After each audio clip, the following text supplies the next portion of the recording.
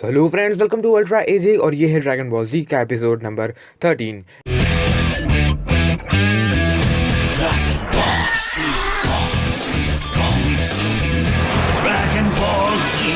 And अब तक हमने देखा था कि यहाँ पर सभी लोग अपनी अपनी ट्रेनिंग कर रहे हैं क्योंकि उन साइंस को आने में अब सिर्फ 9 महीने बाकी रह गए हैं। एंड पता नहीं क्यों गोकू को पता नहीं क्यों सर पे कोई मार देता है, वो कोई हथियार होता है या किसी का हाथ होता है, वही हमने देखा नहीं था सही से।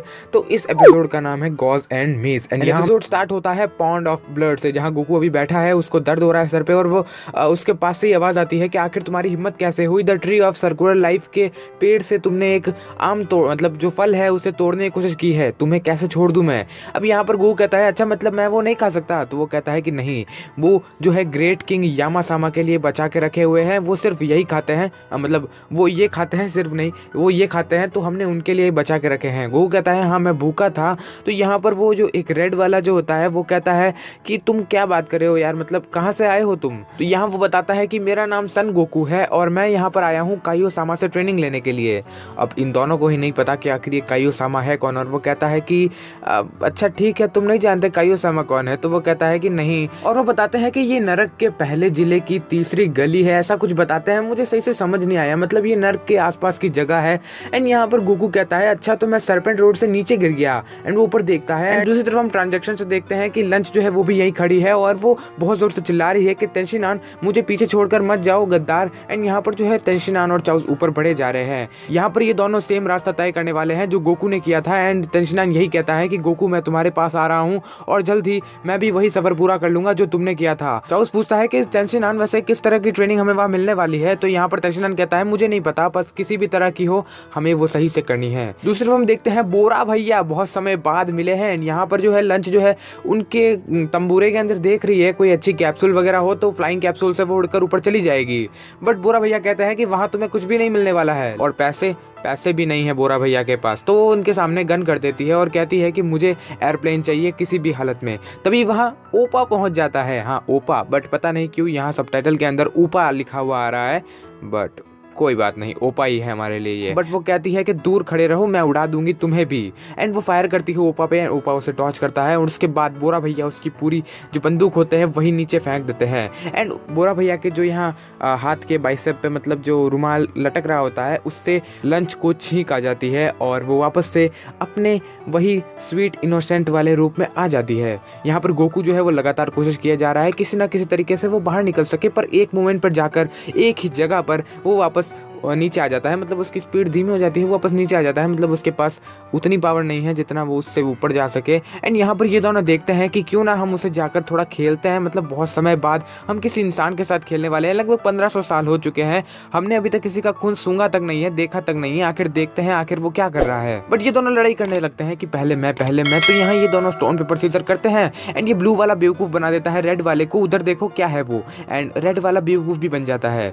यहाँ पर जो है वो कहता है कि मेरे लिए भी कुछ छोड़ देना, मैं भी उसके साथ मजे करना चाहता हूँ। तो ब्लू वाला कहता है कि पहले आओ पहले पाओ। यहाँ पर गोकू को धीरे धीरे लगने लग गया है कि ये थोड़ा बहुत इम्पॉसिबल है, बट यहाँ पर वो ब्लू वाला कहता है क्या तुम सच में बहुत अर्जेंटली वहां ऊपर जाना चाहते हो, तो गोकू कहता है हाँ। एंड यहाँ पर वो उसका सर पकड़ता है और उसे जोर से ऊपर फेंकने लगता है एंड गोकू ऊपर जाने लगता है। बट इस बार भी वैसा ही होता है जैसा हर बार हो रहा था, मतलब एक लिमिट तक पहुंचकर वो नीचे आ जाता है वापस से। एंड यहाँ पर वो कहता है कि तुम्हारे पास भी इतनी ताकत नहीं है जितना मैंने सोचा था। तो यहाँ पर वो कहता है कि तुम पागल हो क्या, मैं यामासामा के दरबार में सबसे ताकतवर बंदा हूँ, तुम्हें यकीन नहीं हो रहा है। यहाँ गोकू कहता है कि ग्रेट किंग यामासामा जो है मुझे लगा था वो ताकतवर होंगे, पर अगर तुम उनके जितने ताकतवर हो तो मुझे नहीं लगता कि वो इतने ताकतवर होंगे। तो यहाँ पर वो कहता है क्यों ना हम एक गेम खेले, तुम मेरे साथ गेम खेलना पसंद करोगे, मैं तुम्हें सरपेंट रोड पे पहुंचा दूंगा, देख लेना। तो गोकू कहता है कि मैं कैसे मान लूं कि तुम सच कह रहे हो। तो यहाँ पर वो कहता है कि यामासामा के राज में हम झूठ नहीं बोल सकते, हमें हमारी बात पूरी करनी पड़ती है, हमें हमारी जबान देनी पड़ती है, और अगर हम वो नहीं कर पाते तो हमारी पता नहीं उनके साथ क्या होता है, बट वो झूठ नहीं बोल सकते ऐसा वो बताता है। एंड वो यही बताता है कि पर अगर तुम हार जाते हो तो तुम्हें अपनी आत्मा का बलिदान करना होगा, अपनी सोल का बलिदान करना होगा, सेक्रीफाइस। तो यहाँ पर ये ब्लू वाला जो है वो एक रिंग बना देता है और वो कहता है कि हमें जो है सूमो फाइट करनी है और अगर कोई भी इसके बाहर गिर जाता है पहले तो वो आउट हो जाएगा और अंदर रहने वाला जीत जाएगा। और ये जो ब्लू वाला है वो कहता है कि ठीक है, तैयार हो जाओ अब तुम। और ये जो ब्लू वाला है वो गोकू के जोर से जाकर चिपक जाता है एंड गोकू बस बाहर जाने ही वाला होता है। बट गोकू यहाँ पर कहता है कि यार तुम इतने ताकतवर नहीं हो जितना मैंने सोचा था सच में। अब यहाँ पर जो है गोकू से एक धक्का देता है और वो दूर चला जाता है एंड यहाँ पर वो लगातार अपने हाथों को आगे पीछे करने लगता है just like a fan. And यहाँ पर जो बहुत ही बड़ा तूफान, एक छोटा सा बवंडर या तूफान कह सकते हैं, वो बन जाता है और वो ब्लू वाला ऐसे ही बाहर हो जाता है, मतलब हवा से ही बाहर हो जाता है। तो यहाँ पर वो कहता है ठीक है, मैं यहाँ पर अब तुम्हें ऊपर भेजने वाला हूँ सरपेंट रोड पे। एंड यहाँ वो एक पहाड़ पे जाता है और उस पहाड़ से नीचे कूद जाता है एंड गोकू ऊपर जाने लगता है। बट इस बार भी वैसा ही होता है जैसा हर बार हो रहा था, वो एक लिमिट पर पहुंच जाता है और वहीं रुक जाता है। बट तभी वो वहाँ अपना कामे हाँ करने लगता है एंड वो और ऊपर जाने लगता है। बट आगे जाके उसका सर जोर से फूट जाता है और वो नीचे उसी पॉन्ड ऑफ ब्लड में जाकर गिर जाता है। अब यहाँ पर जो है सोल की गिनती चल रही होती है, यही रेड वाला जो है वो गिनती कर रहा होता है 34,267, 34,268 ऐसे ही गिनती चल रही होती है और वो देखता है कि आज कोई भी एब्सेंट नहीं है, सारे बरोबर आए हैं। एंड यहाँ पर वो कहता है कि गॉस जो है वो बहुत ही मजे ले रहा है। हाँ, उसका शायद नाम गॉस है, वैसे सबटाइटल में गोजू है, बट कोई बात नहीं। अब यहाँ पर मेज जो है वो पहुंच जाता है गोज के पास कि अब मेरी बारी है। तो यहाँ पर वो कहता है कि देखो तुम दोनों ही किसी काम के नहीं हो, मुझे पता है, बस तुम इतना बताओ कि तुम में से कोई सरपेंट रोड पर गया है, मतलब यहाँ से सरपेंट रोड पे गया है। तो वो कहता है कि तुम्हें बस सरपेंट रोड पे जाना है, बस इतना ही है ना, मैं तुम्हें बता दूंगा कि आखिर तुम सरपेंट रोड पे कैसे पहुंच सकते हो, बट एक कंडीशन है। गो कहता है अच्छा कैसी कंडीशन? तो वो कहता है तुम्हें मुझे पकड़ना है क्योंकि मैं एक डेविल हूँ और जब मैं भागूंगा तब तुम मुझे नहीं देख पाओगे। एंड दूसरी तरफ हम देखते हैं गोहान जो कि दौड़े जा रहा है जंगल में, उसके पीछे एक शेर पड़ा हुआ है बट वो अभी अपने जो फ्रूट्स है वो कलेक्ट करने में लगा हुआ है और बहुत सारे फ्रूट्स कलेक्ट कर लेता है और बेचारे शेर को थका देता है पर खुद नहीं थकता। एंड यहाँ पर जो है वो शेर को फिर से किसी तरह से चिढ़ाने लगता है और उसे एकदम अपने पास लेकर आ जाता है। तो यहाँ पर जो है दोनों तैयार हो चुके हैं दौड़ने के लिए। एंड यहाँ पर जो ये मेज है वो कहता है कि मैं यामासामा जितना ही ताकतवर हूँ, और ये बात ही गॉस ने बोली थी। और यहाँ पर घंटा बज जाता है और मतलब मैच शुरू हो जाता है एंड मेज जो है वो इतनी तेजी से भागता है जिसकी कोई हद नहीं। बट मुझे इतनी तेज़ नहीं लगती है, मैं एपिसोड को 2x पे यानी डबल स्पीड पे देख रहा था बट फिर भी वो धीरे भाग रहा था। एंड गोकू जो है वो शायद उसकी इज्जत रखने के लिए उसके जितना ही भाग रहा था।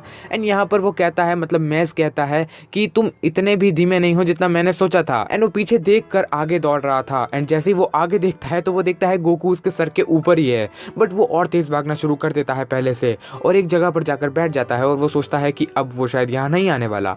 बट यहाँ पर भी गोकू उसके सर पर ही था। एंड वो बहुत जगह पर जाते हैं, एक अम्यूज़मेंट पार्क होता है वहाँ भी घूम रहे होते हैं और एक प्लेन में बैठ जाते हैं और कार रेसिंग भी कर लेते हैं और बहुत सारी चीज़ें जिससे मैच जो है वो थक जाता है। एंड यहाँ पर गोकू जो है वो कहता है ठीक है हम दोनों ही थक चुके हैं तो मैं करता हूँ थोड़ा फ्रूट वगैरह खा लेता हूँ उस पेड़ से। बट वो कहता है कि नहीं तुम ऐसा नहीं कर सकते, वो बहुत ही कीमती फ्रूट है, एक बार के लिए हम लगभग 100 दिन तक भूखे रह सकते हैं बट उससे हम नहीं खा सकते, मतलब नहीं खा सकते। बट इन बातों के चक्कर में गोकू आगे निकल जाता है एंड मैज उसका पीछा करने लगता है। एंड तभी मौके का फायदा उठाते हुए गोकू उसे पकड़ लेता है जो कि गेम की डिमांड थी।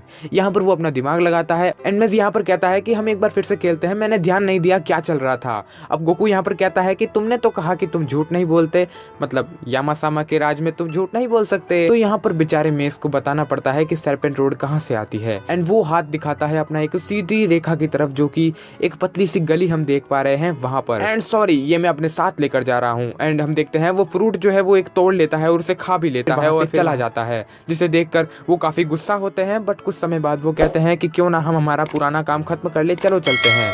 यहाँ पर जो गोकू है वो पता नहीं किसी तरह की सीढ़ियां चढ़ रहा है शायद और उसी तरफ जा रहा है जहाँ से रोशनी निकल रही है। हम देख सकते हैं एक पतली सी रोशनी निकल रही है एंड वो उस तरफ जाता है और जैसे ही वो उस पतली सी रोशनी के पास पहुंचता है वो चीज खुलती है एंड हम देखते हैं कि ये किंग यामासामा की डेस्क है। हाँ, जैसे डोरेमोन में टाइम ट्रेवल वाली चीज होती है ना, है मतलब ये शायद कोई डिफेक्ट है, अब पता नहीं है किस तरह से काम कर रहा है। बट गोकू के साथ बहुत बुरा हुआ, अब गोकू को ये पूरी सरपेंट रोड शुरू से दौड़नी पड़ेगी। एंड यहाँ पर वो किंग यामासामा से कहता है कि शायद मैं यहाँ गलती से पहुँच गया, बाय बाय।